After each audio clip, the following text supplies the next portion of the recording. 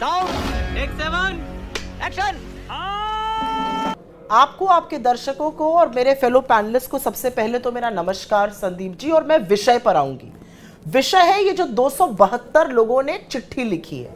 140 करोड़ के लोगों में 272 कितने प्रतिष्ठित है उस पर मैं टिप्पणी नहीं करूंगी, लेकिन क्योंकि इसमें 16 जजेस हैं, 133 फौजी भाई हैं हमारे, 123 ब्यूरोक्रेट हैं जिसमें से 14 डिप्लोमैट्स हैं, इसमें कोई पूर्व चुनाव आयुक्त क्यों नहीं है? इसमें लक्ष्मीपुरी है, हरदीप पुरी जी की पत्नी, उनका सिग्नेचर माना जाएगा?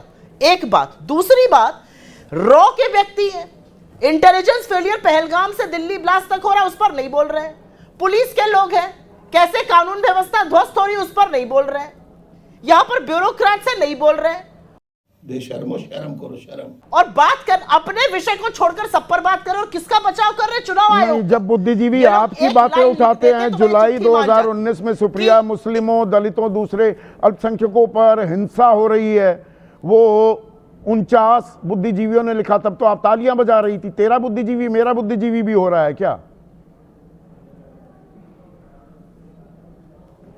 आपको हो सकता है ऐसा लगता हो, मुझे तो नहीं लगता। मैं तो एक ही बात कह रही हूं, अगर इन 272 ने भी एक लाइन लिख दी होती कि चार्जेस संगीन है और उन चार्जेस की जांच की जाए, चुनाव आयोग की ढाल क्यों बना जा रहा है? चुनाव आयोग ने मधेपुरा, आलंद और हर बिहार या हरियाणा के जितने भी आंकड़े दिए गए, सबूतों के साथ दिए गए, कोई चार्जेस और एलिगेशंस नहीं लग रहे, यहां पर सबूत के साथ आंकड़ा दिया जा रहा है। चाहे वो ब्राजीलियन मॉडल हो, चाहे वो 8x10 के कमरे में 80 लोगों का रहना हो, चुनाव आयोग ने अभी तक एक भी सवाल का जवाब नहीं दिया है। चुनाव आयोग कह रहा है हलफनामा दाखिल करके इन आरोपों को सत्यापित कर दे राहुल गांधी। राहुल गांधी आरोपों को सत्यापित क्यों नहीं करते? चुनाव आयोग के पाले में गेंद डल जाएगी अपने आप, फिर कहां भागेगा चुनाव आयोग? Good question, you are a good question. चुनाव आयोग क्या चिप्स, बिस्किट और चाय पीने के लिए बनाया गया है क्या? यहां निर्वाचन सदन इतना बड़ा, इस देश के करदाताओं का पैसा क्या चाय, बिस्किट, कॉफी पीने के लिए यूज हो रहा है? एक कॉन्स्टिट्यूशनल, इस संविधान के तहत एक स्वायत्त संस्था है और उसका काम है निष्पक्ष और स्वतंत्र चुनाव कराना।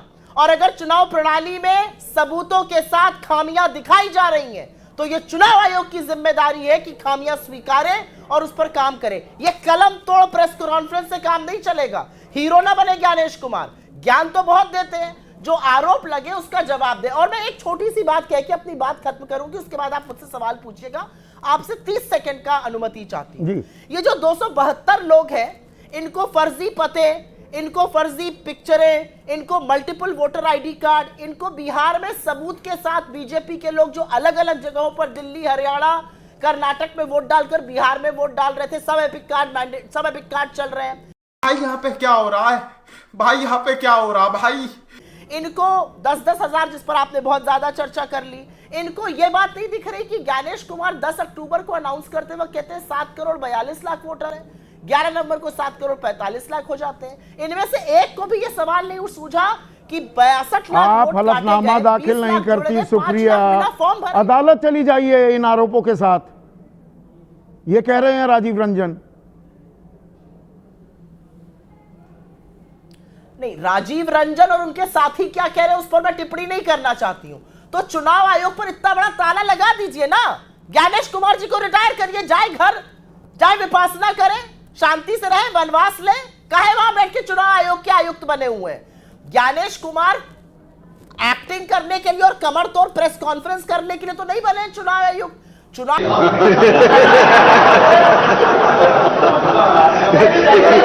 आयुक्त इसलिए बने जिससे कि नहीं, तो यही आरोप, यही सवाल राहुल गांधी से पूछे जा सकते हैं। तो राहुल गांधी सिर्फ वो हाइड्रोजन बम ही फोड़ते रहेंगे?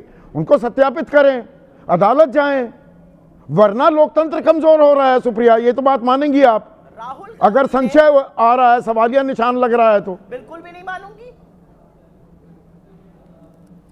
बिल्कुल भी नहीं मानूंगी। ये बेवकूफी की बात, और इसलिए नहीं मानूंगी क्योंकि राहुल गांधी ने चार्जेस नहीं लगाए हैं। उन्होंने आके बीजेपी की तरह फर्जी प्रेस कॉन्फ्रेंस नहीं करी है, एक एक सबूत दिए हैं, बूथ नंबर के साथ सबूत दिए हैं, लोगों की फोटो के साथ सबूत दिए हैं, पतों के सबूत दिए हैं। अगर कोई अच्छा चुनाव आयुक्त होता और अच्छा चुनाव आयोग होता और कोई निष्पक्ष सरकार होती तो कहती इतनी बड़ी घोटाला हमारे लोकतंत्र में हो रहा है, इसकी जांच होनी चाहिए, जांच उसके होनी बाद चाहिए। कोई बात ये होगी। एक वैलिड यहाँ पर पॉइंट है। ज्ञानेश कुमार हीरो ठीक बने है हुए हैं। सुप्रिया, एक ही सही पकड़े हैं। चुनाव नहीं, इस आयोग की रेलम पेल जिम्मेदारी में सिर्फ उदयवीर कांग्रेस के सवालों लीडर की रेलम पेल में दरअसल सबसे दुखद पहलू क्या ये है, लोकतंत्र हमारे ढांचों पर जो सवाल उठ गए उनके जवाब तो मिल नहीं रहे, तो दरअसल ये कमजोर हो रहे हैं क्या? इस संवाद में लोकतंत्र कमजोर हो रहा है क्या? अगर कोई ये कहने लगे,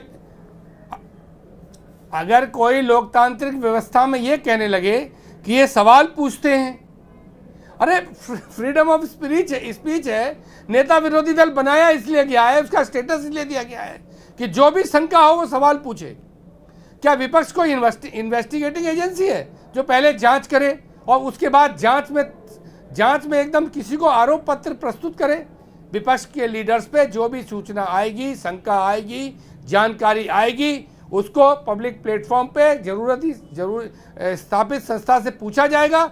उनको बताना होगा कि आपको ये गलतफहमी है या ये सही फहमी है, ये एक घर में 80 लोग इसलिए थे, या जो भी डबल आईडी नहीं, इसलिए चिट्ठी थी, से जो भी सवाल ऐसे तो नहीं होता है। पूछे जा रहे हैं। बिल्कुल और विजय, और आप खुद हलफनामे की बात कर रहे हैं। हाँ। एक मिनट हाँ, हमने तो हलफनामे दिए थे उत्तर प्रदेश में, हमने तो हलफनामे दिए थे, 8-10 हलफनामों के अलावा किसी पे जवाब ही नहीं दिया।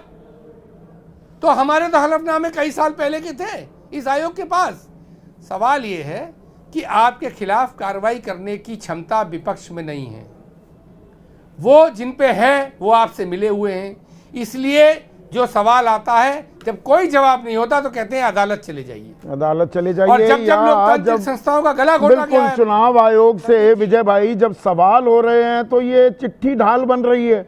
अरे चुनाव आयोग को सामने आ जाना चाहिए, देश हमारा ही है, हम ये हिंदुस्तान पाकिस्तान क्यों बनाए बैठे हैं इस पूरे मसले को? देश तो हमारा ही है ना। सवाल हम पूछ रहे हैं और सवाल अनर्गल है, डालो जेल में, करो FIR। ये तमाशा क्या चल रहा है, आपको समझ में आ रहा है? कौन है ये लोग, कहां से आते हैं ये? आपका अनम्यूट कीजिए जरा, ऑडियो नहीं आ रहा है। संदीप भाई, मैं इस बात से भी सहमत नहीं हूं कि सवाल गलत है तो जेल में डालिए। संविधान में, लोकतंत्र में सवाल पूछने का तो अधिकार है ना, इतना अधिकार तो दीजिए। आप ये रोज जेल में डलवा कर और सवाल पूछने वालों को भी बंद करवा देंगे। सवाल तो पूछने दीजिए। और सवाल पूछने से लोकतंत्र कमजोर होता है, ये मेरे को नई परिभाषा पहली बार समझ में आ गई है। हाँ। लोकतंत्र की तो मजबूती सवाल पूछने में है। सही काम करे सरकार तब भी सवाल पूछने तो में। ये 272 बुद्धिजीवी हैं, बड़े बड़े लोग हैं, मैं इनकी बड़ी रिस्पेक्ट करता हूं। वो तो यही कह रहे हैं कि ये गलत सवाल उठाए जा रहे हैं। क्या सवाल हैं ये? वाहियात हैं, ये तो लोकतंत्र कमजोर कर दिया। सर मैं उनकी रेस्पेक्ट करता हूं, वो बुद्धिजीवी है, इस पर भी मेरा कोई सवाल नहीं है। जज साहब हैं, ब्यूरोक्रेट्स हैं, डिप्लोमेट्स हैं, फौजी हैं, सब बड़े लोग हैं, सब लोग कर रहे हैं। लेकिन मैं कह रहा हूं कि ये सारे सवाल जो पूछे गए हैं उनका जवाब चुनाव आयोग को देना चाहिए, पहली बात। इतना छोटा पहले कभी नहीं हुआ होगा। दूसरी बात मैं समझता हूं कि क्या जरूरत है ये सबको ओपन लेटर लिखने की, क्यों जरूरत पड़ी है, किसके लिए जरूरत पड़ी है, इस सवाल को भी आप पूछिए। ये तो बैटिंग कर रहे हैं ना, ये चुनाव आयोग के लिए बैटिंग हो रही है, ये NDA के लिए बैटिंग हो रही है। लेकिन ये सवाल आप पूछेगा जो भी बुद्धिजीवी इसमें से आए कभी, कि किसके लिए आपको जरूरत पड़ी है कि ये सवाल किया जाए और कैसे लोकतंत्र कमजोर हो रहा है। आपने बहुत सारी योजनाओं का जिक्र किया इसमें, कि जो योजनाएं तमिलनाडु ने, राजस्थान ने की और उसमें किया।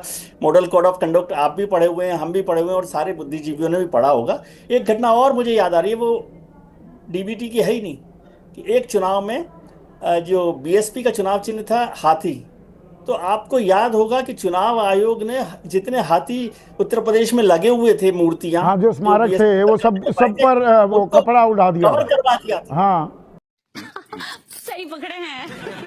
एक जमाना वो था कि वो हाथी, अब वो हाथी कहाँ जाते, वो हाथी चलने वाले नहीं थे। वो ये आप जो कह रहे हैं किसके लिए बैटिंग हो रही है, अनूप कुमार कालकावासी हैं हरियाणा के, वो कह रहे हैं मैच में वही टीम रेफरी के बचाव में आती है जिसको लाभ मिलता है या जिसको लाभ मिला हो।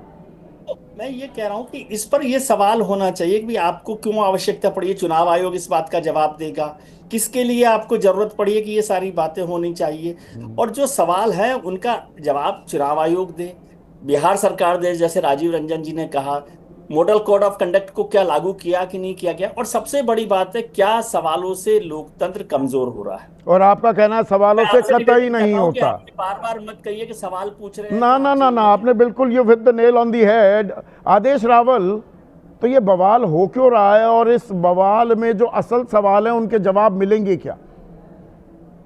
संदीप जी, ये जो 272 लोग हैं जो 240 की पार्टी के लिए एक कवर फायर का काम कर रहे हैं, मुझे लगता है कि इन्होंने ज्ञानेश कुमार को, चुनाव आयोग को कवर फायर देने की कोशिश करी है।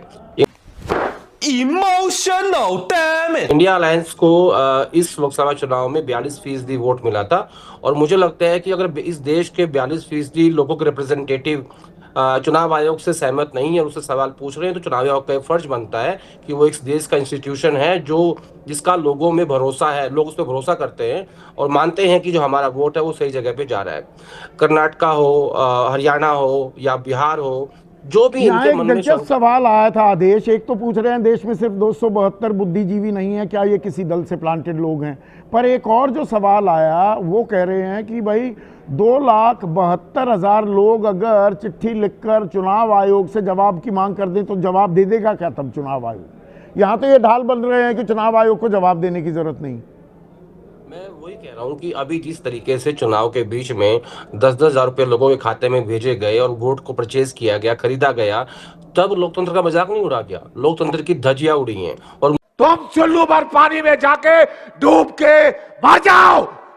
मुझे लगता है कि जब इतना बड़ा सवाल लोगों के जहन में आया होगा तो इन 272 बुद्धिजीवियों के जरिए ये एक कवर फायर देने की कोशिश चुनाव आयोग को हो रही है, और बल्कि ये करवाई जा रही है। मैं इसको ऐसे बोलूंगा, ये हो नहीं रही है। यहाँ पर पूरा अपना कानूनी दिमाग इस्तेमाल कर दिया है कि वाजपेयी ने कि नहीं, without prior permission of the commission. वो प्रायर परमिशन होती है कि कोई ऐसी अभूतपूर्व या कोई आपातकाल की स्थिति पैदा ना हो जाए, और अगर चलिए इसमें भी आपातकाल भी आ गया तो हुआ है तो वो तो सार्वजनिक होती जानकारी की। यहाँ चुनाव आयोग कहता कि हमने दे दी है इजाजत।